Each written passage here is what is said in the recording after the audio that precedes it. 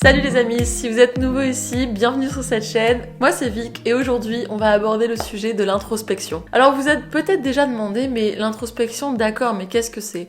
Ok, c'est regarder vers moi-même, mais concrètement en fait comment je fais ? Et surtout à quoi ça sert ? Parce que c'est bien de se regarder le nombril, mais en fait concrètement moi j'ai des choses à faire dans la journée, donc pourquoi est-ce que j'aurais m'arrêter pour faire de l'introspection ?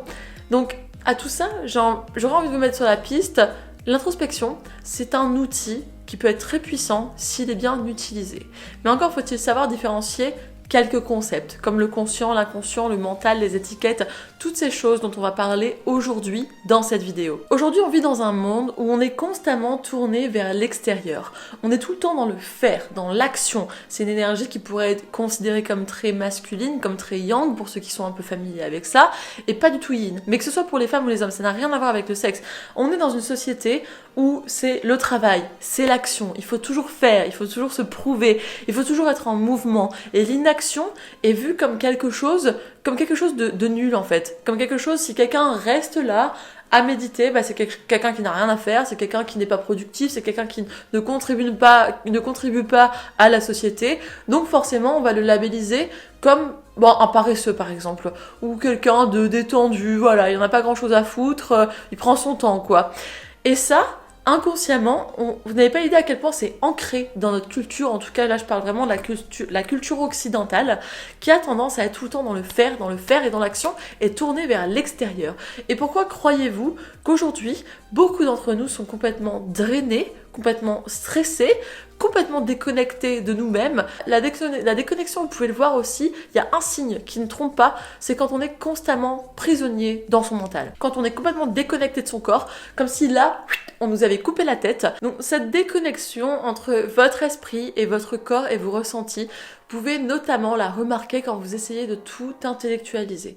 C'est-à-dire que quand survient un problème, quand vous ressentez une émotion, et que au lieu de l'accepter, l'accueillir, la ressentir, puis la laisser s'en aller, une émotion ça dure seulement 90 secondes. Donc on n'est pas censé non plus s'accrocher de manière indéfinie à une émotion négative et la ruminer, la rabâcher dans notre tête toute la journée ou pendant 10 ans des fois. Donc quand vous faites ce genre de choses et que vous essayez de tout analyser, tout décortiquer, tout intellectualiser sur le plan mental uniquement, c'est là qu'on peut voir une réelle déconnexion entre le plan mental, le plan émotionnel, le plan spirituel, le plan corporel. Il y a différents plans comme ça. Finalement, tout devrait être connecté, communiquer de manière fluide les uns avec les autres. Et ce qu'on constate aujourd'hui, en tout cas en Occident, on glorifie l'intellectualisation et la rationalisation. Descartes, je pense donc je suis. On passe nos journées, on passe nos années à enculer les mouches et à décortiquer toutes les parties d'un problème. Et au final, on a décortiqué tout le puzzle. Super! Mais concrètement, maintenant, qu'est-ce qu'on fait ? On a compris d'où il venait le puzzle, qu'est-ce qu'il a, quelle couleur il a, machin. Ok, mais qu'est-ce qui a été fait réellement ? Donc, pas grand-chose. Et c'est comme ça qu'on voit des gens des fois rester 10 ans, 15 ans, 20 ans avec le même problème sans jamais dépasser leurs peurs, leurs limites, les traumas, et en fait rester bloqué dessus complètement. Et des traumas, on en a tous. Ils peuvent être à différents niveaux, mais il y a un truc des fois qui est quand même pas très juste, c'est dire « Ah, moi mon trauma il est plus gros que le tien parce que machin truc ». Non, le trauma c'est pas ce qui vous est arrivé, comme dit bien Gabor Maté, qui est concrètement une de mes grosses inspirations aussi pour démarrer cette chaîne. Le trauma, c'est la réaction qui s'est passée dans votre corps suite à ce qui vous est arrivé. Donc le trauma n'est pas l'événement adverse. Il y a parfois des gens qui ont subi des horreurs. Si vous lisez le livre de Viktor Frankl par exemple, qui a été en camp de concentration, vous verrez exactement de quoi je parle. Il y a des gens qui ont affaire à ce genre d'expérience qui seraient considérées par n'importe qui ultra traumatisantes et qui rebondissent avec un zèle qui est indescriptible, qui est inimaginable. Alors que d'autres personnes, parfois vivre avec un parent colérique ou constamment stressé ou constamment énervé, ça va suffire en fait pour déclencher une réaction de trauma dans leur corps, alors que certaines personnes considéreront pourquoi tu réagis comme ça, tu surréagis. Il n'y a pas de surréaction. Si la personne réagit comme ça, si vous reconnaissez là-dedans, c'est pas une surréaction. c'est qu'à l'intérieur, il y a quelque chose en vous qui n'a pas été capable à ce moment-là de gérer la situation, que ça s'est transformé en événement adverse, et du coup vous l'avez intégré comme un trauma en vous. Oui, glorifier le mental, ça peut être sympa pendant un moment, mais au final, ça résout pas tous les problèmes. On ne résout pas tous les problèmes. Et d'ailleurs, ce qu'on voit aussi, c'est que la science, parfois, met des années, mais on parle pas d'une dizaine d'années, parfois on parle... La science telle qu'on la connaît est ultra récente. Les hommes fonctionnent de certaines manières depuis des fois des milliers d'années, et maintenant, aujourd'hui, tout doit passer par être scientifiquement prouvé. Alors attention, je n'ai rien contre la science, j'ai un parcours ultra scientifique, j'ai aussi une famille très scientifique, et honnêtement, c'est un sujet d'étude qui me passionne. Mais ce sur quoi je tiens à avertir, c'est qu'en fait, la science ne peut pas tout expliquer. On voit aujourd'hui qu'elle a des limitations, elle est notamment limitée en grosse partie par la place de l'observateur. La place de l'observateur influence évidemment les résultats. Qui irait financer une étude qui dirait volontairement « Oui, mon traitement ne marche pas, il est complètement nul, il est même en fait nocif pour les patients », pour aller fonder une étude. Ça coûte ultra cher en fait de faire de la recherche. Donc, ce que je veux dire par là, c'est que la recherche c'est super, c'est très utile pour découvrir des choses, prouver des hypothèses, les valider, les invalider, mais il faut aussi la prendre avec un grain de sel, comme disent les Anglais. Parce que il faut pas prendre tout pour argent comptant, il faut comprendre d'où elle vient, les enjeux, les intérêts, par qui ça a été fait, qu'est-ce qui a été cherché à être prouvé, quel est le raisonnement. Parce que des fois, un même point peut être analysé de manière très différente, avec deux protocoles de recherche complètement différents qui aboutiront à des résultats différents. Donc, ce que je veux simplement dire, c'est il faut faire tourner un peu les méninges là-haut et pas pour prendre pour argent comptant tout ce qui est scientifiquement prouvé. Il faut aussi faire preuve d'une certaine ouverture d'esprit et aussi d'une certaine capacité de prendre du recul et de comprendre comment les choses sont faites. Donc le point que je tenais à faire, c'est que justement, on peut essayer de comprendre, ça c'est bien, mais on n'a pas besoin de tout comprendre pour régler nos problèmes. Comprendre, c'est rester sur le plan mental. Une émotion, quelque chose qui nous dérange, un problème, on peut aussi très bien passer par le corps, par exemple, par les ressentis pour l'évacuer, le pacifier et au final s'en libérer. Et ça, là, il y aura beaucoup de personnes qui me disent « Oh là là, mais non, un problème, il faut absolument comprendre l'origine. » Oui, l'origine, ça peut être utile de la comprendre, évidemment, mais ça va pas régler le problème. Par exemple, si vous avez été abusé dans votre enfance, vous savez l'origine. Est-ce que ça règle le problème? Non. La réaction de stress, elle est toujours là. Le manque de limites, la peur de laisser rentrer quelqu'un, la sensation que des choses parfois anodines peuvent être une agression, c'est toujours là. Donc ça n'a pas suffi à régler le problème, ça peut contribuer. Mais il y a aussi d'autres moyens pour régler un problème. Passer par notre travail inconscient, passer par les émotions, passer par une libération, une forme de libération émotionnelle. Il existe plein de techniques pour faire ça. Un point aussi sur lequel j'aimerais vous avertir, c'est que le mental fait aussi beaucoup appel aux étiquettes. Vous savez très bien qu'on adore se mettre dans des cases, des étiquettes pour se rassurer. Les étiquettes, c'est une manière au mental de définir quelque chose et de le mettre dans des boîtes. Et il aime bien être structuré, savoir à qui il s'adresse, savoir un tel est comme ça, donc il est comme ça. En gros, par exemple, c'est pour ça que les horoscopes, les tests de personnalité, j'aime bien les tests de personnalité, mais ça contribue à mettre des étiquettes sur les gens. Je suis introvertie, je suis hypersensible, donc j'ai ce comportement-là. Et en fait, on s'auto-valide, on s'auto-renforce nos comportements en cherchant absolument à labelliser notre identité. Ce qui est très dommage au final, parce que au plus on s'accroche et on s'identifie à ça, une fois qu'on a trouvé le diagnostic, donc le diagnostic qui rassure mais qui enferme à la fois, je suis ça, ça me soulage, d'accord ? Mais ça ne doit pas me limiter. Et en fait, quand on reste dans les étiquettes, donc dans le mental qui s'accroche au label, on va rester dans un cercle en fait qui est très limité. Je suis comme ça, donc je me comporte comme ça, ce qui valide mon identité d'être comme ça. Et en fait, on fait que tourner dans notre bocal. Et jamais on sort pour explorer d'autres choses, d'autres manières de guérir notamment, d'autres manières de vivre notre vie qui pourraient nous rendre au final plus heureux si on n'était pas autant attaché à ce label identitaire.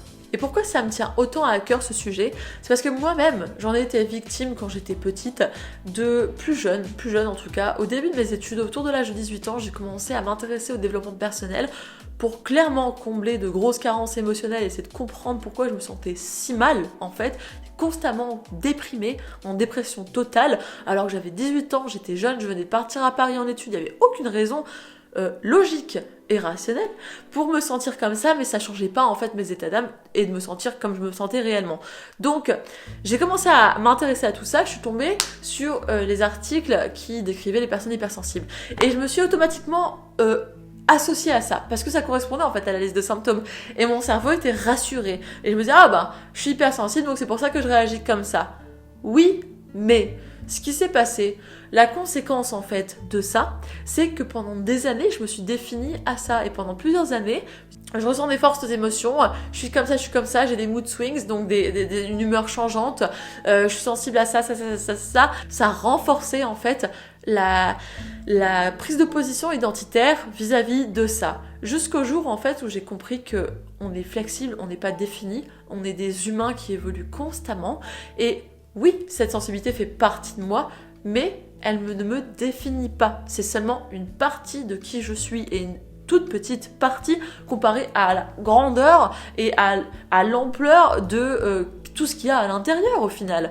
Mais ça, c'est valable pour moi, c'est valable pour vous aussi, c'est valable pour tout le monde. Donc, c'est réducteur au final de s'identifier à un seul label. Je suis hypersensible parce que donc j'agis comme ça, donc je suis hypersensible. Et en fait, ça m'a limité pendant des années et j'ai pas fait certaines choses en me disant en fait je suis introvertie, je suis hypersensible donc du coup voilà. Et surtout, c'était pas des fois en cohérence et en accord avec certaines envies que j'avais. Je me disais oui mais je peux pas faire ça en fait parce que je suis comme ça. Et c'est là que ça devient vraiment vicieux, c'est quand on commence à s'auto-saboter. Donc pour commencer ce processus d'introspection, j'espère déjà que cette vidéo vous aura fait réfléchir et j'aimerais vous laisser avec une clé. Donc ce que je vais vous demander de faire, c'est simplement de commencer à analyser, du coup, vous êtes familier avec le plan mental, donc on va commencer par ça. Vous allez observer votre entourage, les gens que vous fréquentez, mais aussi votre environnement. Vous allez tout observer le monde extérieur. Je vous disais au début de la vidéo, on est très tourné vers l'extérieur. C'est là que vous pouvez commencer à avoir certains indices en fait. Et vous allez voir qu'au fur et à mesure, notre monde extérieur reflète réellement en fait qui on est à l'intérieur. Mais ça va de vos habitudes à ce que vous mangez, à ce que vous portez, à votre manière de marcher. Et en fait, au plus vous devenez observateur, au plus vous allez comprendre et rentrer à l'intérieur de vous et voir et comprendre certaines choses, certaines associations qui se sont formées en vous disant même, mais ça va très loin, ça va pour vous dire jusqu'à la manière de comment vous respirez, ça en dit long sur vous et sur ce qui se passe sur votre état interne. Donc ça va vraiment très loin.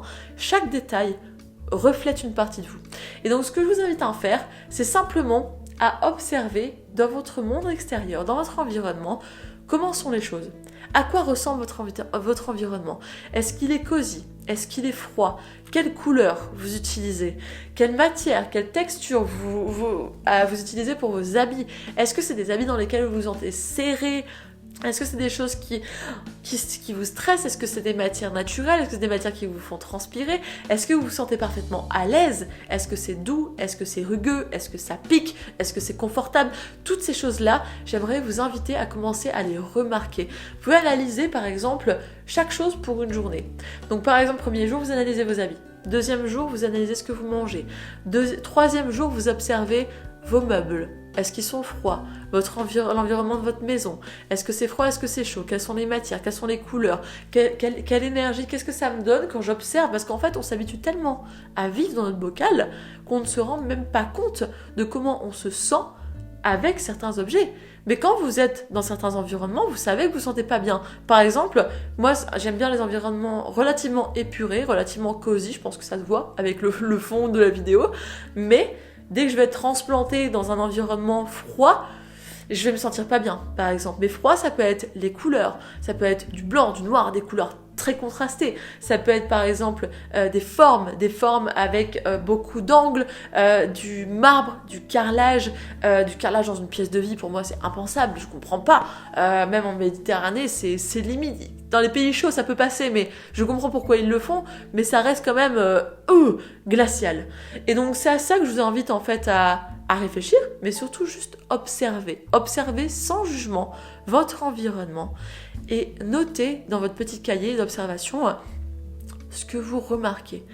et notez qu'est-ce que ça vous fait ressentir et à quoi ça vous fait penser. Et après, posez-vous la question, pourquoi est-ce que j'ai choisi ça ? Qu'est-ce que cet objet vient faire dans mon environnement ? À quoi me sert cet habit ? Les habits en disent long sur ce qu'on a de nous, l'image qu'on veut renvoyer au monde, et c'est aussi une forme de protection. On s'habille pour plaire, on s'habille pour envoyer du lourd, on s'habille pour l'image, pour le statut, on s'habille aussi par confort, mais avant tout, les habits servent à renvoyer quelque chose. Donc ça, c'est très intéressant à analyser pour vous, pour démarrer ce processus d'introspection. Et ensuite, ça peut aller jusqu'à qu'est-ce que vous aimez consommer ? Est-ce que vous aimez aller dans des musées ? Est-ce que vous aimez l'art ? Quelle musique vous écoutez ? Comment vous vous sentez en écoutant des types de musique différents ? Et là, après, quand vous faites cette phase d'observation, peut s'en suivre une phase de test. Donc la phase de test est la phase d'exploration.